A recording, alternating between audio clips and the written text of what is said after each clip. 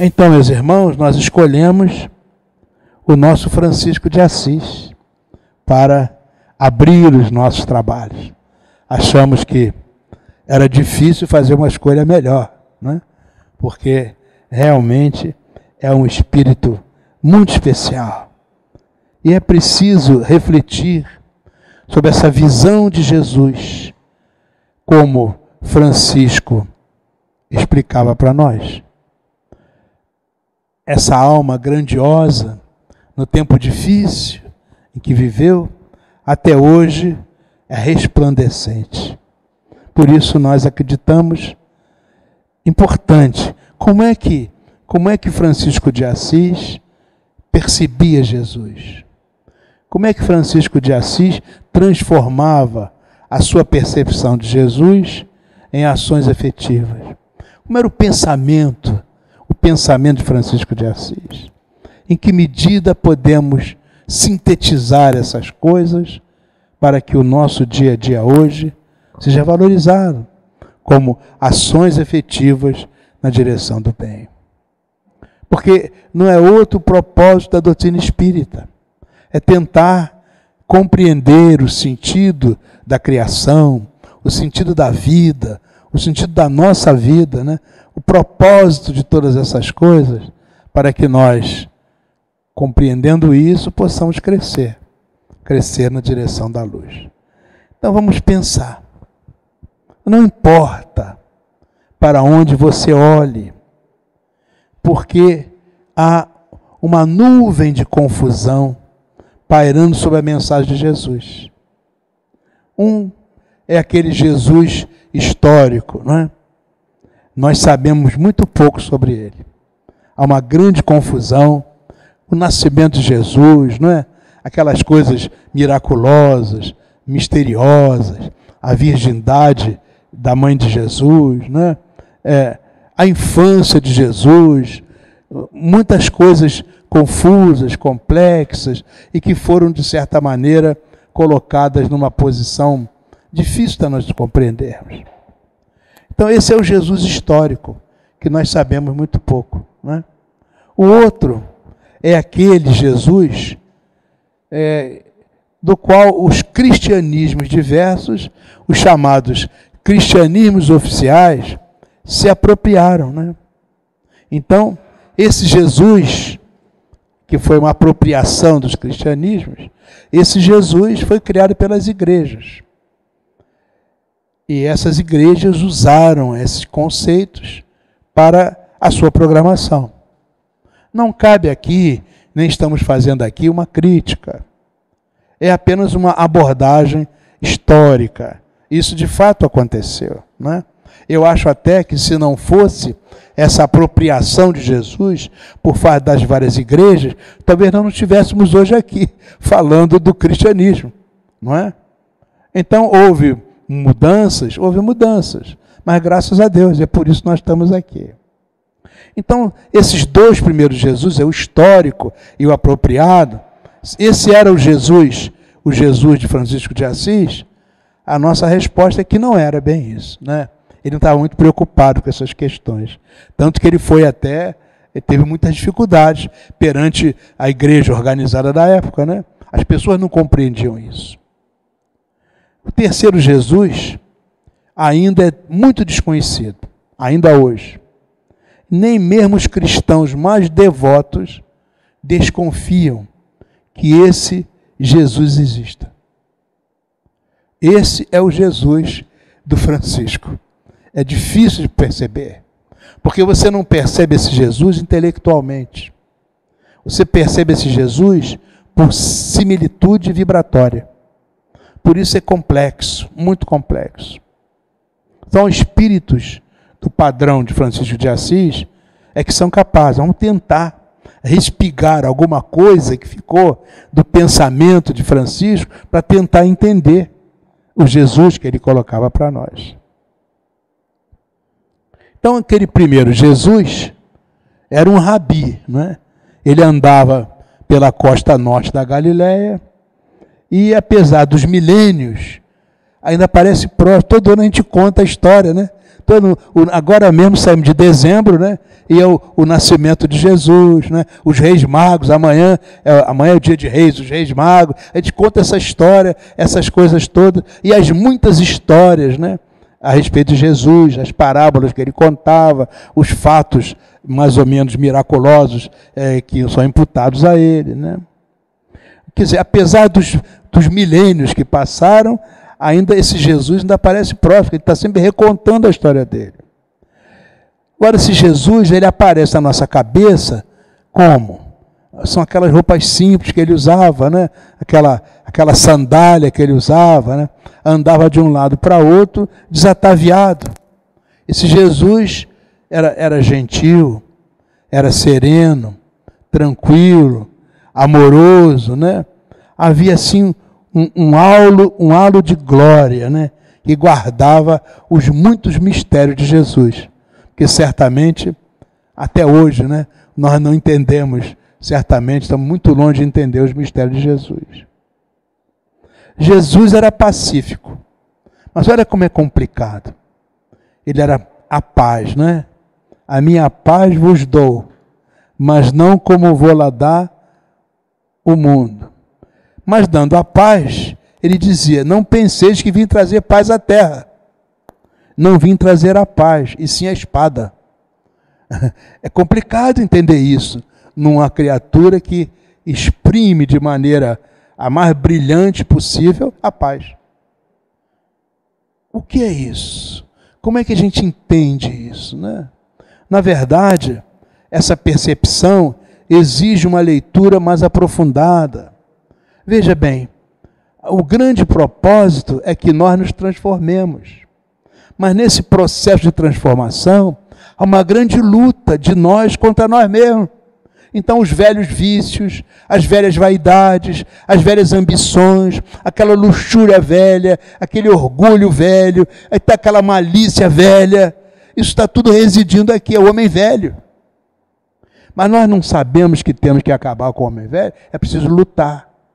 Lutar contra os maus pensamentos, os maus sentimentos, as atitudes ruins, os vícios que tomam conta da gente, a maneira de olhar, de pensar, de sentir, de falar, de fazer, de uma maneira nova. Mas é difícil, né? Quando a gente olha, já está cometendo os mesmos erros que cometi anteriormente. Eu não quero falar mal de ninguém. Eu entendo que não posso falar mal de ninguém. Mas quando eu estou numa rodinha, daqui a pouco estou falando mal do presidente da República, do político tal, do fulano, do meu amigo, do meu compadre, estou falando mal. É difícil. E quando eu começo a lutar contra essa minha realidade profunda, que ainda está cheia de grosserias, de negações da lei, isso é uma luta terrível. É a espada. Essa é a espada que Jesus nos trouxe, a espada do homem novo, que precisa vencer o homem velho. E é difícil. Como é difícil nós nos livrarmos dos nossos vícios. Eu tinha um amigo que fumava. Ele dizia assim, olha, fumar é muito fácil deixar de fumar. Já vi isso umas 30 vezes. 30 vezes? É porque 30 vezes ele voltou a fumar. É o velho vício. E olha, isso é um vício físico. Os vícios morais são ainda mais arraigados e mais difíceis de serem combatidos. A gente vê o alcoolismo, é um vício físico. E é difícil a pessoa se livrar. E tantos outros, né? Os vícios mentais, morais, espirituais, são arraigados há milênios conosco. Essa é a espada. Quando eu quero mexer com isso, é complicado. Pois essa é a espada. Então não podemos fazer uma leitura de Jesus apenas pela própria leitura externa. Não é a paz, vamos transformar num guerreiro, como no passado, né? As pessoas em nome de Jesus iam arrasar os outros, matar os outros, destruir os outros, como aconteceu nas cruzadas, por exemplo. É uma leitura que a gente hoje percebe equivocada. Não é essa paz, não é a paz, não é essa espada, né? É uma espada moral, não é uma espada física. Jesus amoroso, mas ele diz, quanto a este servo inútil, jogai-o lá fora, na escuridão, onde haverá choro e ranger de dentes. Meu Deus do céu, se a gente está falando que Jesus é amoroso, vai botar alguém para fora? Vai expulsar? Tem que ter uma outra leitura, um outro pensamento, uma outra percepção, não é? Então, isso está lá no Evangelho, né? Por isso é difícil perceber. Esse Jesus dos teólogos, o Jesus dos outros eruditos, quanto a guerra aconteceu por causa dessa discussão. A gente ficava pensando nos luteranos, nos calvinistas, nos católicos, nos ortodoxos, quanta luta aconteceu, quanta desgraça, quanto sangue correu pelas discussões que começavam teologicamente. Então, esses teólogos criaram aquilo que a gente chama hoje o Espírito Santo. Esses eruditos e teólogos, com os seus interesses, criaram o Cristo da Santíssima Trindade. Aquela ideia da fonte dos sacramentos, aquelas coisas sagradas, né? Orações que Jesus certamente desconhecia, que nunca fez, e que ainda hoje se repetem, se repetem, se repetem. Viraram lei, norma, regra, imposição, dogma, em nome de Jesus. Como eu disse, não é uma crítica, isso é uma análise histórica. Eu fiz questão de reconhecer que talvez se não fosse isso, nós não estivéssemos hoje aqui discutindo as questões. Então a gente olha isso até com muito respeito pelos nossos irmãos. Aliás, nós mesmos, que certamente fizemos muitas discussões aí teológicas no passado. O príncipe da paz, Jesus, mas em nome dele surgiram muitas guerras sangrentas. O nascimento virginal, que aliás não é nenhuma novidade. Houve outros chamados avatares que também tiveram nascimentos virginais. Tinha que ser diferente, né? Tinha que ser diferente de alguma forma. A transubstanciação, a transformação do pão e do vinho. Então, essa coisa assim do miraculoso, essa coisa do sobrenatural, que foi sendo agregado a um processo de deificação de Jesus. Ele se transformou em Deus. Embora ele se referisse ao Pai, o Pai é que é o bom, né? Mas todo mundo começou a achar que ele era o próprio Pai. Aliás, aquela grande confusão do Pai, do Filho e do Espírito Santo. A trindade na unidade. Essa discussão que existe até hoje. Não é? Teria Jesus defendido uma doutrina em que bebês são condenados se não forem batizados? Mas isso aí está na regra. Quer dizer, são leituras, né, que certamente não são as leituras de Francisco, mas que na época de Francisco essa discussão estava no auge. Vários congressos eram convocados para estabelecer, com essa discussão dos teólogos e de outros eruditos, esses padrões, que depois passaram a ser a regra, a norma, o dogma, não pode nem discutir.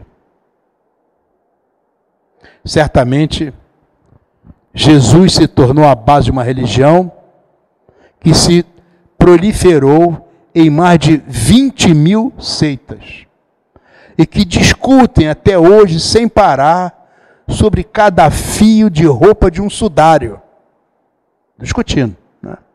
Sobre um pano com um escrito que se diz que o Jesus foi casado. Então tem um pano ali que tem uma coisa escrita, né? E não, Jesus foi casado. Aí começa a discussão. Uma discussão, a pergunta, aonde leva isso? Não leva a lugar nenhum, não leva a nada, não tem sentido. Mas para muitas pessoas é isso que é o sentido. É a discussão, é o debate. A gente leu aqui na leitura de preparação.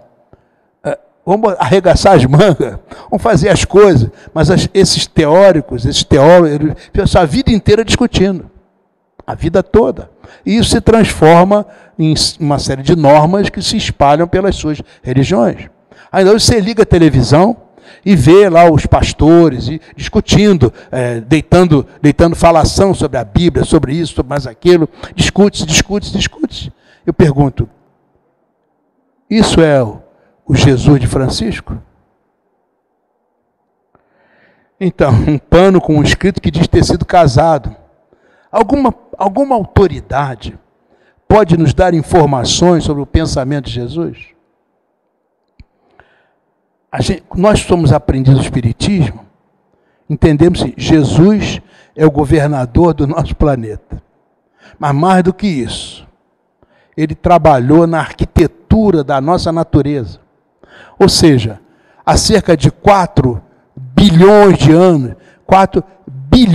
anos atrás, quando o nosso planeta estava num processo de agregação para a formação da sua natureza, estavam estabelecidos os padrões das regras que iam ordenar o surgimento dos vários reinos, mineral, vegetal, animal, até chegar ao homem. Esse processo estava começando.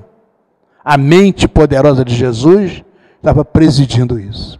Ou seja, há 4 bilhões de anos atrás, ele já era um espírito puro, já era um espírito que sabia perfeitamente qual é o sentido geral das forças divinas, sabia o que Deus queria, ele era um ministro de Deus. Há 4 bilhões de anos. Nós nem havíamos começado ainda a nossa trajetória de espírito simples e ignorante, ele já era um espírito puro. Então imagine a distância. Eu falei imagine, não devia ter falado, porque não dá para imaginar a distância entre nós e Jesus. Então nós ficamos aqui querendo interpretar o pensamento de Jesus. Não, porque Jesus diz, sai guerra, sai confusão, sai discussão, sai anátema, condenação, escravização. Pelo amor de Deus. Por isso, nós podemos imaginar que essas autoridades sabem exatamente qual é o pensamento de Jesus? Não é uma contradição declarar que Jesus é Deus, a única encarnação de Deus, e ao mesmo tempo afirmar ser capaz de ler o que se passa na mente dele sobre os eventos atuais? Mas se Jesus é Deus, dá para a gente entender isso? Que essas são coisas para a gente refletir. Então, o terceiro Jesus, ele ensinou a alcançar a consciência de Deus. Ele personificou o mais elevado nível de elevação. Salvar o mundo, mostrando o caminho para se alcançar a consciência de Deus. É isso que Jesus fez. Não nos mostrou a fé convencional, ou seja, essa fé que a gente vê estabelecida por aí. Deu-nos a fé por sintonia, a fé que nos confere a capacidade de caminhar, de entrar em contato com esse desconhecido e alcançar a transformação. Vós sois deuses. Então, ele nos coloca nessa condição. Nós podemos sintonizar com a divindade. Isso aqui é a fé do fides, da fidelidade. Não é? A fé dos lábios, não é a fé externa, é a fé pela vibração íntima. Você vibra. Deus é amor. Você não tem um amor divino, mas os traços da sua vibração de verdadeiro amor é que aproximam você da sintonia com o amor divino. Foi isso que Jesus nos mostrou. Vocês se admiram das coisas que eu faço? Pois vocês todos podem fazer isso e muito mais. Como é que Jesus fazia aquelas coisas? É porque ele adquiria uma sintonia perfeita com o Pai. Eu e o Pai somos um. Já não sou mais eu quem vive, é o Pai que vive em mim. Como diz Paulo, como Jesus colocava, os textos sagrados colocam isso. Quando você estabelece essa sintonia, você passa a efetivamente poder exercer a sua divindade. Aí você pode fazer as coisas. Esse é o Deus que Jesus nos trouxe. E essa é a questão da fé que Jesus coloca para nós. Então, capacidade de caminhar, entrar em contato com o desconhecido, alcançar a transformação, encontrar a consciência de Deus por meio do nosso próprio esforço. Esse é o Jesus de Francisco. Consciência de Deus. Consciência, de ter claro, assumir a responsabilidade. O professor Pastorini que dizia isso. A palavra consciência significa geradora de responsabilidade. Adquirir a consciência de Deus, você assume uma responsabilidade divina. Ou seja, o que é que eu faço com o Deus que eu sou? Eu penso com o Deus que eu sou? Eu atuo como o Deus que eu sou? Se Deus é a justiça, é a beleza, é a bondade, é a pureza, é o amor, é o perdão, eu exercito a minha divindade? Para exercitar eu tenho que ser a beleza, a bondade, a pureza, a justiça, o amor. Isso é complexo ainda de ser compreendido por nós. Mas é isso que a doutrina espírita nos coloca, quando carrega todo o ensinamento na direção das leis morais. Porque é isso mesmo. Essas leis que você vai aprendendo a pouco e pouco, na física, na química, na biologia, na astronomia, essas leis estão projetadas dentro de você. E é isso que caracteriza a divindade que você é. Você está vivendo segundo a lei maior. E essas leis, no nível comportamental da criatura humana, que é dotada de livre-arbítrio e toma suas decisões, é responsável por ela, esse conceito é absolutamente moral. É uma lei, são as leis morais. Entender isso é que é a proposta da doutrina espírita. E foi isso que certamente Francisco entendeu, na frente de todos nós. Esse é o Jesus de Francisco. Deu-nos a esperança para continuarmos a caminhar, mesmo tendo caído. Deu-nos a caridade, sob a forma de amor incondicional, como ferramenta suprema de iluminação. Foi o que Jesus colocou para nós. Então você pode virar a página e começar de novo. A questão do pecado, né? Nós não estamos irremediavelmente condenados ao pecado, ao contrário. Nós estamos marcados pela luz. Você pode estar hoje caminhando na escuridão trevosa dos seus erros, dos seus enganos, mas você não está condenado a isso. Ao contrário, você pode virar a página e iniciar uma nova caminhada. Isso é esperança. E o caminho para fazer isso é a prática da caridade. Então, você sintoniza, coloca a sua esperança na sua frente, atua caridosamente, você está caminhando na direção da luz. Foi isso que Jesus nos deu. Esse é o sentido das chamadas virtudes teologais, aquelas coisas fortes, teologal, as vozes com que Deus fala ao coração do homem. A fé, a esperança e a caridade, que Paulo colocou para nós. Esse é o Jesus de Francisco.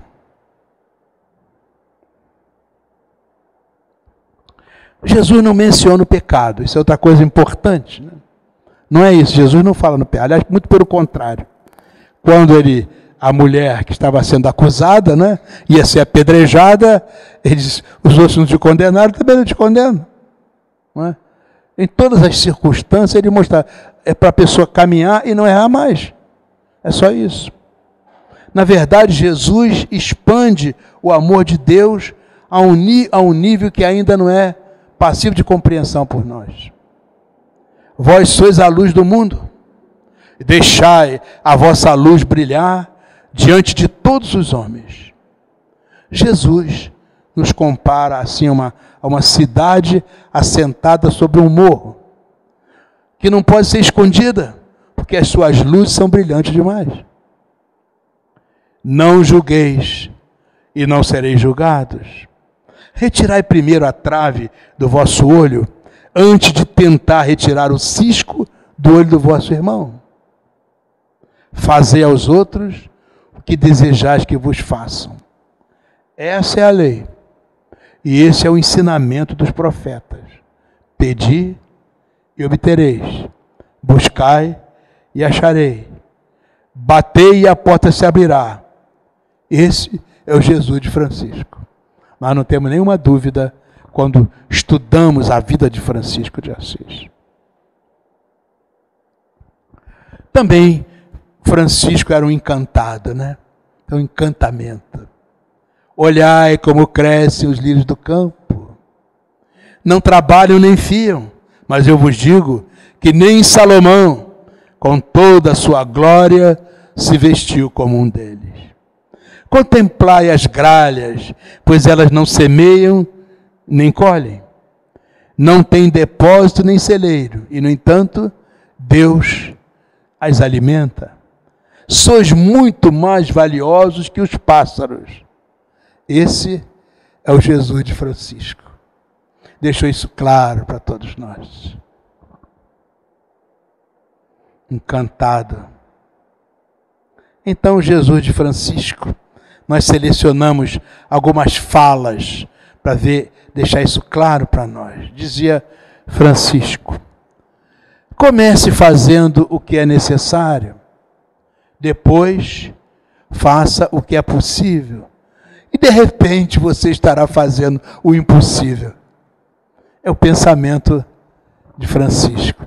Então comece pelas pequenas coisas, aquilo que é necessário, aquilo que é indispensável. Tem a ver com a lição que nós lemos aqui na abertura. Não são os grandes passos iniciais, pequenos passos.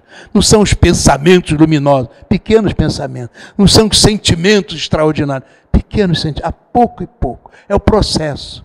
Francisco estava mostrando com isso que ele entendeu bem o processo que Jesus propôs para que nós alcancemos a nossa evolução. Comece aos poucos. Essa grande batalha de nós contra nós mesmos, você não vai ter uma grande vitória de repente, mas a pouco e pouco você vai aprendendo a se controlar, a se acalmar, a se equilibrar, a se ajustar, a ter bons sentimentos, boas para pouco e pouco, não é de repente. Onde há amor e sabedoria, dizia Francisco, não há temor nem ignorância. Amor e sabedoria.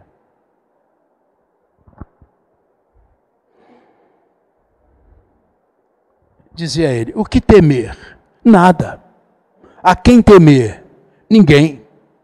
Por quê? Porque aqueles que se unem a Deus obtêm 3 grandes privilégios. O primeiro é uma onipotência sem poder. Extraordinário isso, né? O segundo é uma embriaguez sem vinho. E o terceiro é a vida eterna, ou seja, é a vida sem morte. Essa percepção bastante diferente do que o mundo pensa, né? O mundo pensa que você se embriaga das coisas materiais. É o ouro, o dinheiro, o poder, o domínio, corresponde ao vinho, né? Você se embriaga com isso. Está falando de uma outra embriaguez, embriaguez espiritual. Poder, as pessoas querem mandar, comandar, né? Não precisa, o verdadeiro poder é exercer a sua condição divina, é ser o grande servidor. E finalmente, quando você descobre isso, a morte física não perde o sentido do desaparecimento, da exclusão. Dizia o nosso Francisco: você não precisa de uma grande luz, basta um raio de sol, pequenino, aparentemente insignificante, mas pense assim numa sala escura, e um pequeno buraquinho onde uma fímbria de luz penetra. É suficiente para acabar com as sombras. Então, se você não precisa ser um luminar, você não precisa ser um chamado um grande homem, você não precisa ser uma celebridade, não precisa, para usar uma palavra que estão se usando muito, todo mundo quer ser celebridade, né? Não precisa. Nós só precisamos iluminar, pouquinho, iluminar o nosso pensamento, iluminar o nosso sentimento, uma boa intenção, um pequeno sorriso, um gesto de fraternidade, de tolerância, de solidariedade, de compreensão. É assim, iluminando as grandes trevas com pequenos raios de luz. Ninguém é suficientemente perfeito que não possa aprender com o outro. Mas ninguém é totalmente destituído de valores que não possa ensinar algo ao seu irmão. Ou seja, de um lado, não nos coloca numa posição de prepotência em relação ao outro, mas também não nos coloca numa posição de subserviência em relação ao outro. Nem uma coisa nem outra. É sempre a virtude no meio. Que foi o que Jesus nos disse. Tudo isso que nós estamos citando aqui, nós extraímos das obras de Francisco de Assis. Dizia ele: todos os seres são iguais pela sua origem. os seus direitos naturais e divinos e seu objetivo final. Quando a gente pensa no tempo que ele viveu, os seres não eram nada iguais. Havia lá a nobreza, o rei, os donos das coisas, havia o clero, havia os soldados e havia os servos. Milhões e milhões de servos. Estou lendo um livro que se chama Catarina II, e a gente vê espantado. Os servos eram piores que os escravos que nós conhecemos, porque eles eram escravos na sua terra, nas pessoas da sua língua, dos seus costumes, da sua religião, eram escravos. Podiam ser comprados, vendidos, torturados, assassinados, tudo, porque não eram ninguém, eram escravos. No Brasil dizia-se que os índios e os negros não tinham alma, mas lá nem isso podiam dizer, porque eles eram brancos como eles, os europeus. Nessa época, é incrível a quantidade, milhões e milhões de pessoas que não tinham direito nenhum, que eram simplesmente, tinham seus donos, que eram os donos da gleba, os donos da terra. Então dizer isso, nessa época, nesse tempo, você não tinha o iluminismo, nesse tempo você não tinha Voltaire, você não tinha Diderot, não tinha os grandes homens que afinal, iluminaram a terra. Isso acabou gerando a Revolução Francesa, que já foi em 1792. E, aliás, abriu caminho para que a grande luz que é a doutrina espírita pudesse chegar. Seria difícil, a doutrina espírita não chegaria no tempo de Francisco, porque a leitura da humanidade é que as pessoas não eram iguais. Havia os reis, os nobres, os príncipes, os doutores, lá os nobres de toda a ordem, os sacerdotes, os militares, que geralmente seguiam carreira ligados aos nobres, e havia os servos, aquela legião de pessoas que não tinham direito a nada. Então dizer isso nesse tempo é uma coragem espantosa e uma clarividência extraordinária. Todos os seres são iguais, pela sua origem, seus direitos naturais e divinos, seu objetivo final. Isso hoje está na Constituição do Brasil, está na Constituição da maioria dos países do mundo, hoje. Mas naquela época isso não existia. Dizia Francisco, a cortesia é irmã da caridade, que apaga o ódio e fomenta o amor. Ser cortês para com todos, subordinados, chefes, cortesia. Não vos esforceis pelas honras do mundo, mas honrai o Senhor. Isso também, naquela época, isso é um absurdo. Dizer que todo mundo queria as honras do mundo. Todo mundo queria ser nobre. Todo mundo queria ser barão, conde, duque, senhor lá de terra. Todo mundo queria era isso. Porque era normal. Era da cultura. Hoje dizer isso é fácil. Mas naquela época isso era um absurdo. Eu digo a vocês, meus irmãos, que ele arriscava a própria pele ao dizer essas coisas, porque contrariava uma multiplicidade de interesses. Dizia ele, olha, nesse mundo, nesse tempo, quem a tudo renuncia, tudo receberá. Meu Deus do céu, tudo que as pessoas queriam era não renunciar, pelo contrário. Materialmente, vem a mim, eu quero a terra, eu quero o gado, eu quero o trigo, eu quero o dinheiro, eu quero a medalha, eu quero o uniforme, eu quero o poder, eu quero a coroa. Querer. O verbo era querer, ter, querer. Quando você fala renuncia, isso é uma aberração. E a gente fica mais admirado ainda, um espírito que tem a coragem de dizer isso. Aliás, num dos lugares onde esses conceitos eram muito fortes, que era o interior do que hoje nós chamamos Itália. Aquele coração da Europa era profundamente marcado por essa coisa do poder, do domínio, do mando, aqueles senhores feudais, né? Dono de tudo. E aí ele arremata dizendo isso de maneira extraordinária, porque o Evangelho em todo tempo, pregue o Evangelho em todo tempo. Agora, se necessário, use palavras. Ou seja, a pregação do Evangelho não é uma falação, é uma exemplificação, é dar o exemplo. Quer dizer, ainda hoje, tem muita gente que não compreende isso, não é verdade? Isso que é um espírito maravilhoso.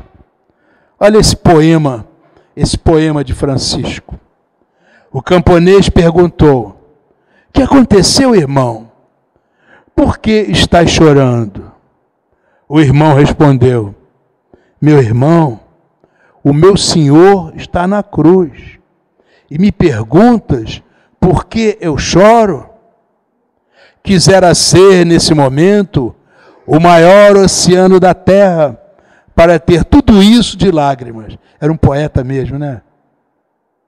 "Quisera que se abrissem, ao mesmo tempo, todas as comportas do mundo, e se soltassem as cataratas e os dilúvios para me emprestarem as lágrimas. Mas ainda que juntemos todos os rios e mares, não haverá lágrimas suficientes para chorar a dor e o amor de meu Senhor crucificado. Quisera ter as asas invencíveis de uma águia para atravessar as cordilheiras e gritar sobre as cidades: o amor não é amado, o amor não é amado. Como é que os homens podem amar uns aos outros se não amam o amor?" Essa é a cabeça de Francisco, é o coração de Francisco, é o sentimento. Ainda é difícil, né? Olha Jesus como amor. Então, como é que os homens podem se amar uns aos outros se não amam a Jesus? Quer dizer, se coloca Jesus numa posição invulgar e muito diferente daquela coisa mística, mágica, miraculosa, né? Esse Jesus é amor. Esse amor é complicado. Dizia Francisco: todas as coisas da criação são filhos do Pai e irmãos do homem. Tudo. É uma visão ecológica, uma visão holística muito avançada. Deus quer que ajudemos aos animais, se necessitam de ajuda. Toda criatura em desgraça tem o mesmo direito a ser protegida. Isso ainda hoje é novidade para muita gente, né? E até criaturas humanas hoje não são protegidas. Parece que não tem direito de ser protegido. Como está?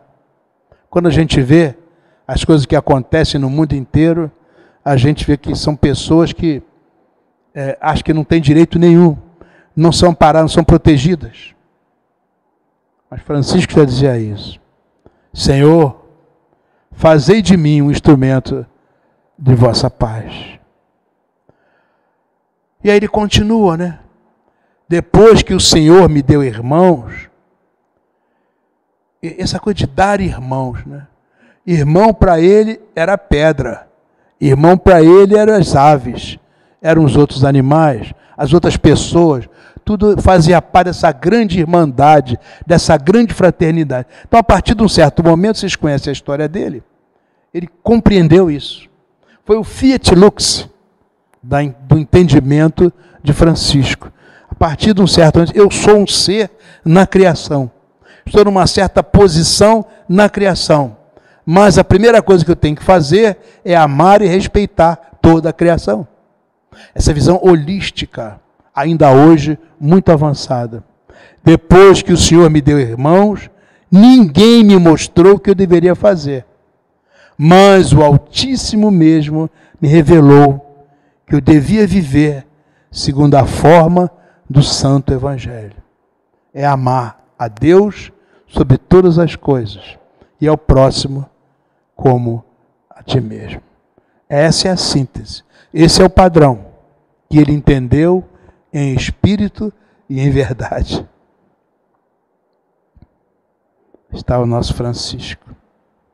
Ele é conhecido não somente pelo seu exemplo de amor e de respeito à natureza, mas também por cultivar a paz e a bondade na sua relação com as pessoas mais simples e desprezadas da sua época. Esse Frei Tomás de Celano foi o primeiro biógrafo de São Francisco e dos seus companheiros. Vocês conhecem a saga, né, do início da vida de Francisco. Ele escreveu o seguinte a respeito do comportamento daquele grupo, né, que chamava frades. Em tudo guardavam a paz e a mansidão com todas as pessoas. Em tudo havia a reta intenção e o espírito de paz. Eles permitiam evitar cuidadosamente todo escândalo. E a palavra escândalo aqui era usada naquela época, significava tropeço, criar armadilhas para que os outros caíssem. Essa era a visão da palavra escândalo, do grego, né? Não é a que a gente usa hoje.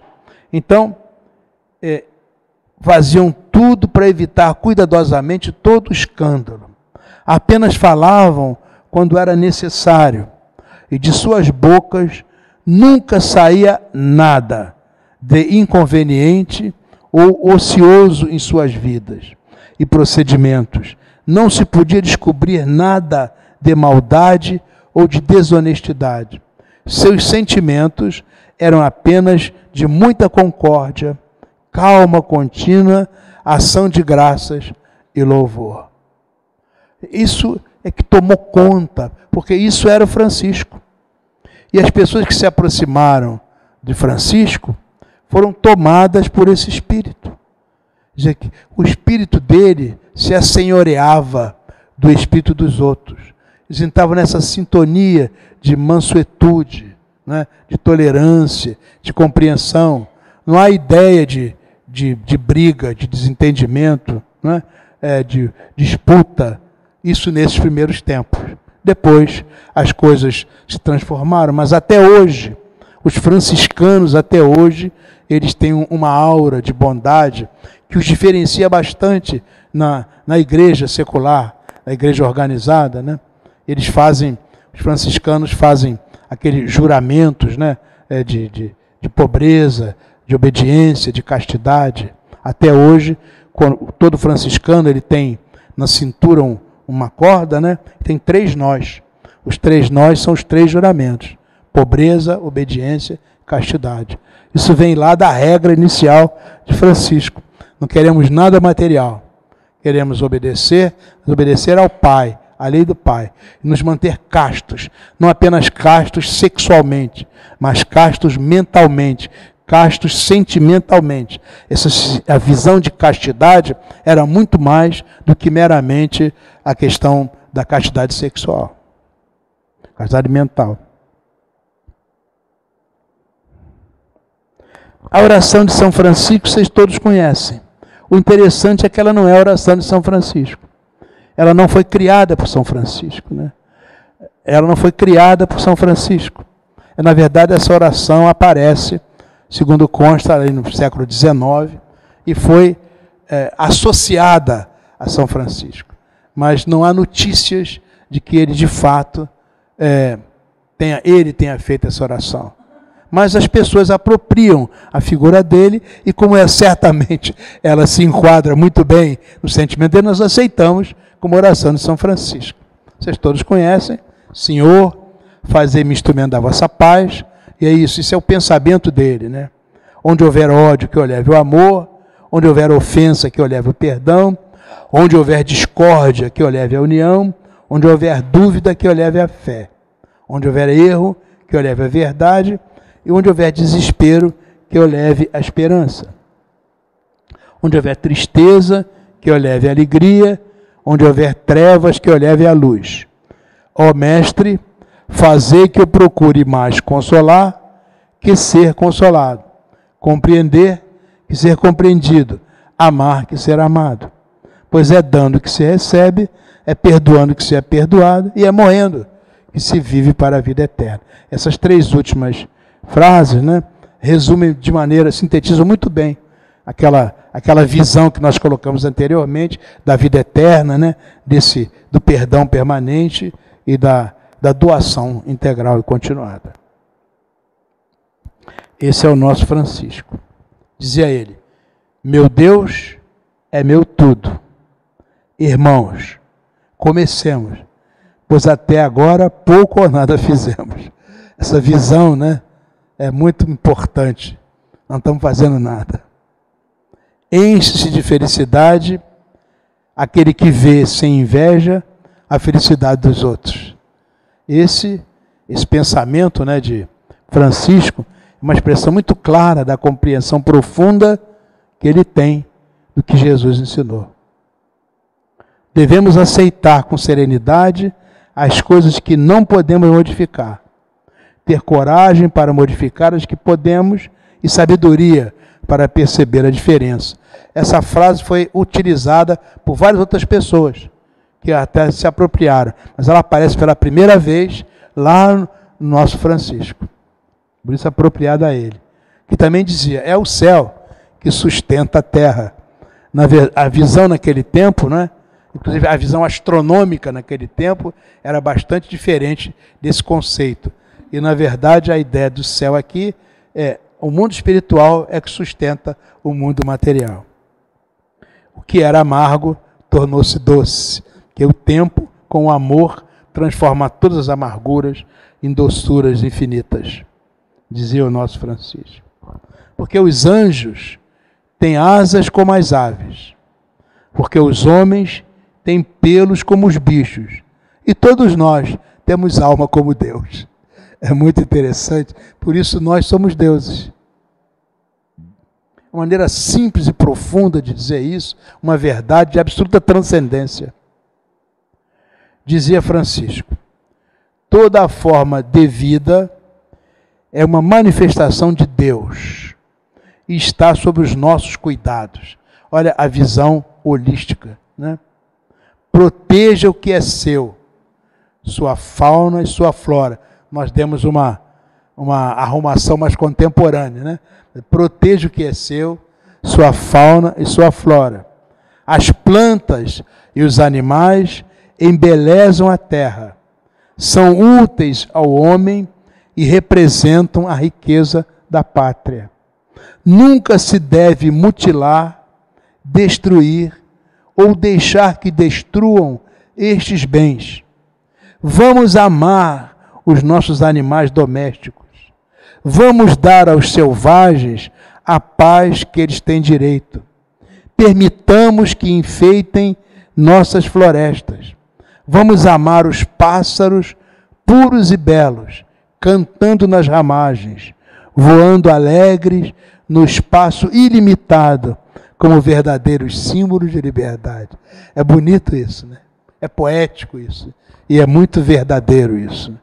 Muito importante. Veja como era um espírito adiantado, né? Muito adiantado. Não te envergonhes se às vezes animais estejam mais próximos de ti do que pessoas. Eles também são teus irmãos. Quer dizer, ele não falou mal das pessoas, mas exaltou os animais, né? Também são nossos irmãos. Irmão Antônio, olha que coisa interessante. Tu tens muito estudo, mas jamais te esqueças da oração. Quer dizer, não é só a asa da cultura, né? Mas também a asa do amor. Aprendamos com as pedras. Amai-o como ele é. Ainda hoje nós fazemos aquelas ginásticas mentais, né? Aí vem o Maturana, né? Grande biólogo lá do Chile, para dizer isso. Respeitar o outro como o legítimo outro. Parece que é uma novidade. A gente acha bonito mesmo e precisa dizer isso mesmo. Mas amai-o como ele é. Ou seja, com 1.200 anos de antecipação, 1.000 e tantos anos. Pois, uma grande vergonha para nós outros, que somos servos de Deus, ter os santos praticado tais obras. E nós queremos receber honra e glória somente por contar e pregar o que eles fizeram. Interessante, né? Esse era o Francisco. Já foi o tempo em que acreditei em palavras. Então o negócio é agir, é o exemplo. Um ser humano vale o que ele é aos olhos de Deus e nada mais. Então não importa muito a opinião dos outros. O que importa é a nossa relação com a divindade. Doravante não direi mais Pai Bernardone, que era o pai dele, né? Mas Pai Nosso que está aí nos céus. Trocou. Não há nada a temer que morram de fome os filhos e herdeiros do Rei dos Céus, os quais, nascidos por virtude do Espírito Santo, ele escreve segundo a cultura da época, né? Nascidos por virtude do Espírito Santo, à imagem de Cristo Rei, de uma mãe pobre, serão gerados pelo espírito da pobreza numa religião sumamente pobre. Pois se o Rei dos Céus promete a seus seguidores a posse de um reino eterno, quanto mais seguros podemos estar de que lhes dará também todas aquelas coisas que comumente não nega nem aos bons nem aos maus. Ou seja, se não está prometido, né, o reino dos céus, nós vamos chegar lá.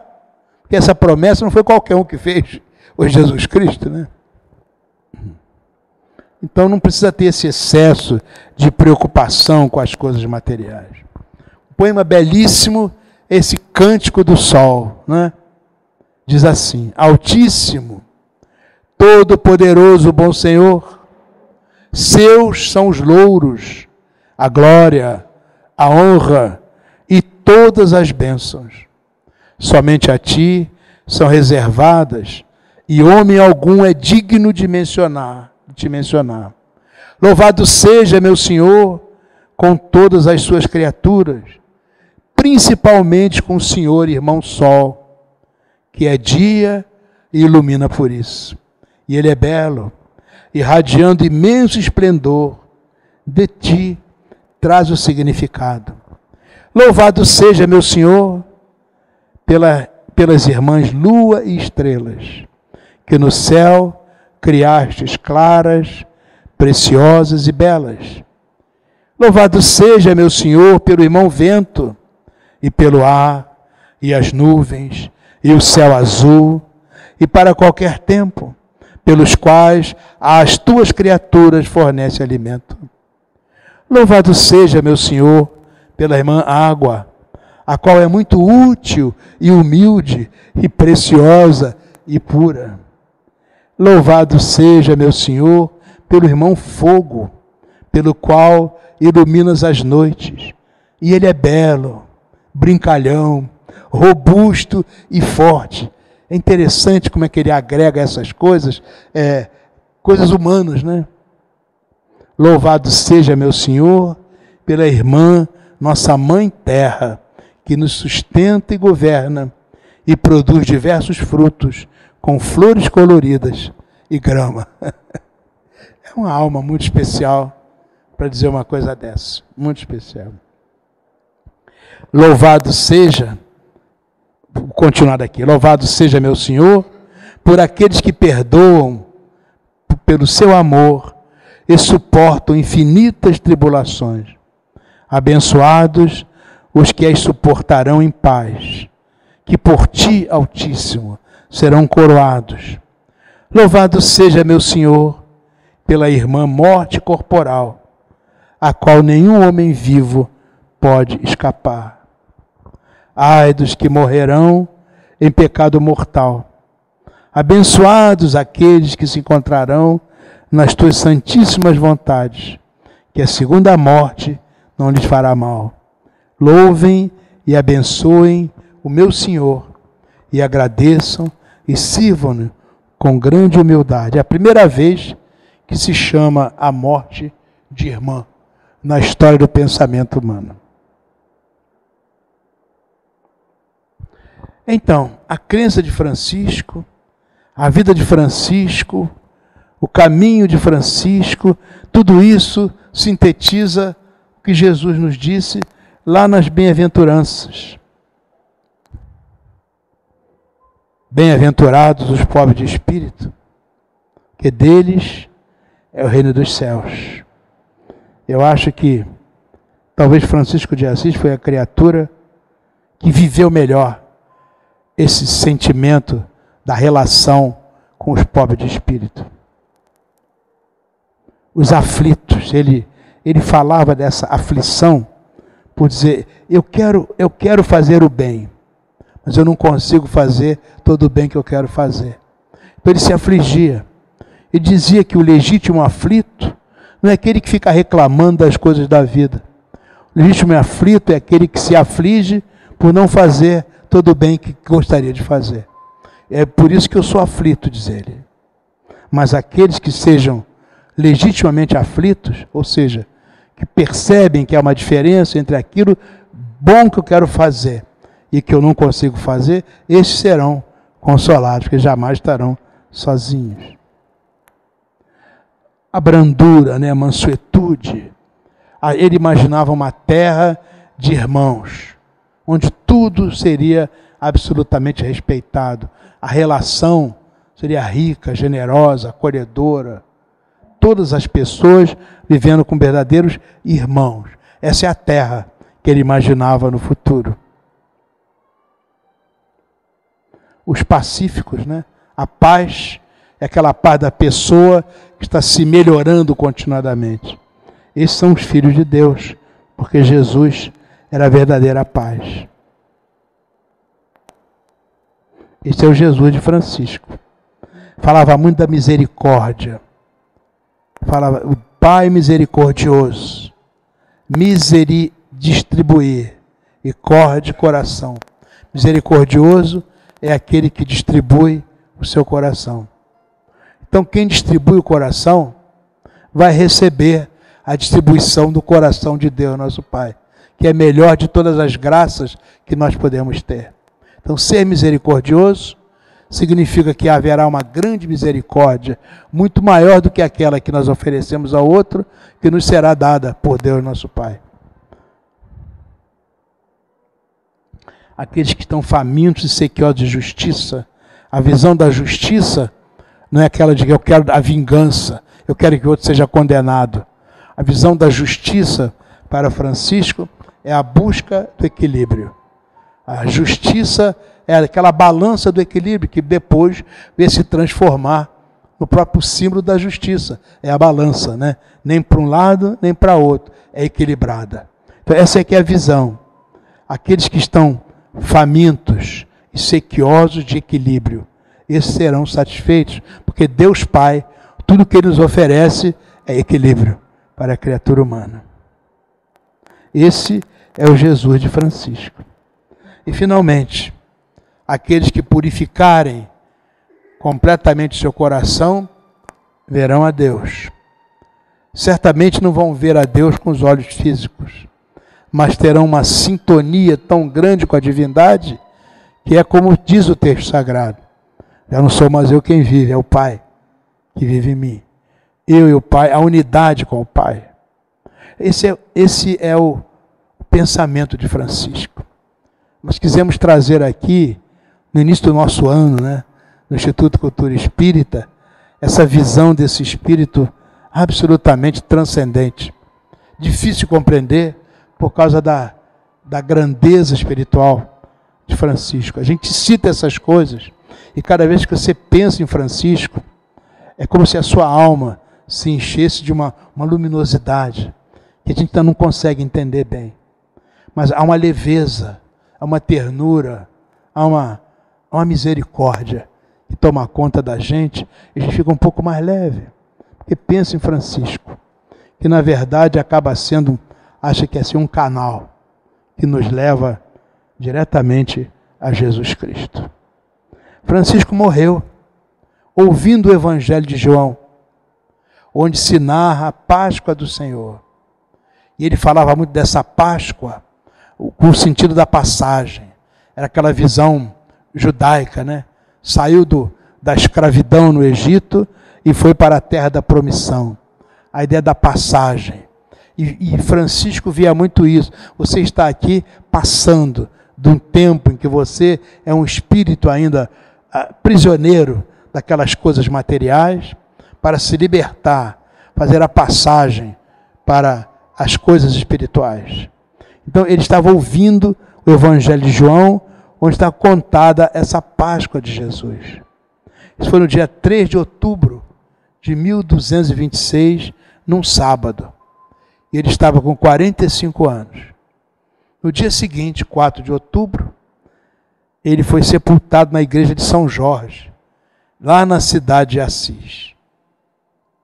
Em 1230, os seus ossos foram levados para a nova basílica construída para ele, a Basílica de São Francisco. Está hoje lá, aos cuidados dos frades menores conventuais. Foi canonizado muito rápido, porque geralmente os processos de canonização levam muitos anos, às vezes séculos. Veja, ele desencarnou em 1226, em 1228 ele foi canonizado. Tá? E o seu dia é comemorado no dia 4 de outubro. Né? Na tradição teosófica, a teosofia associa Francisco de Assis a um mestre. A teosofia imagina que Jesus é o grande governador do planeta e ele tem os mestres, que são aqueles que administram o planeta em nome de Jesus, por causa da sintonia que tem. Um dos mestres que administra o planeta é Francisco de Assis, que na teosofia eles chamam de mestre Kuthaume, tá? Da grande fraternidade branca. E na linha espírita, ele é a reencarnação de João Evangelista, enquanto que Clara foi Joana de Cusa. Né? Então estamos na presença de um espírito que nós não somos capazes de avaliar. É isso, meus irmãos, que nós quisemos trazer para vocês, abrindo o nosso ano modestamente, aqui no Instituto Cultura Espírita, mas uma grande homenagem a essa alma especial, que nós vamos pedir que presida todas as atividades do Instituto Cultura Espírita no ano de 2013. Muito obrigado, muita paz a todos vocês.